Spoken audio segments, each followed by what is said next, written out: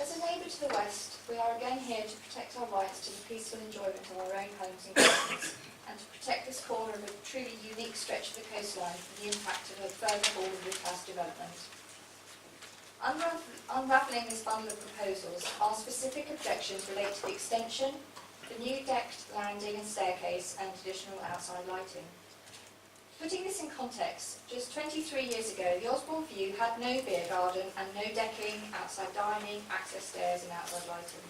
Consequently, there was no adverse impact on its neighbours in what is effectively a totally residential area except a small cafe and takeaway, and no impact on the unique beach and hillhead coastline. That was then, this is now. The incremental expansion of the Osborne View over recent years has now become unsustainable. The back line of the property and raised decking have pushed out far enough. The rear of the site is overdeveloped and cluttered. The neighbours have had to endure increased noise, traffic and parking issues, increased light pollution and an erosion of our privacy. We are weary of the endless expansion of the site at the expense of the amenity of the local neighbours, local community and environment. So, the flat. As well as our concerns of site overdevelopment, we question how an additional 4-bedroomed extension can be justified when there is already a manager's flat on site. Also, it appears irresponsible for the applicant to ignore their own flood risk report that the site is a proven high flood risk, especially as this building will be at flood level. You may recall that the neighbouring cottages were totally flooded in February 2014. And the new central staircase will descend from a decked open-air landing provided by the roof of the flat. We cannot understand how this configuration would have a negligible impact on the neighbouring properties.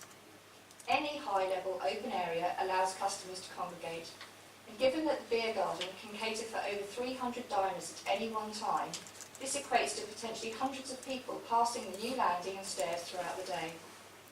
There will inevitably be an increase in noise levels.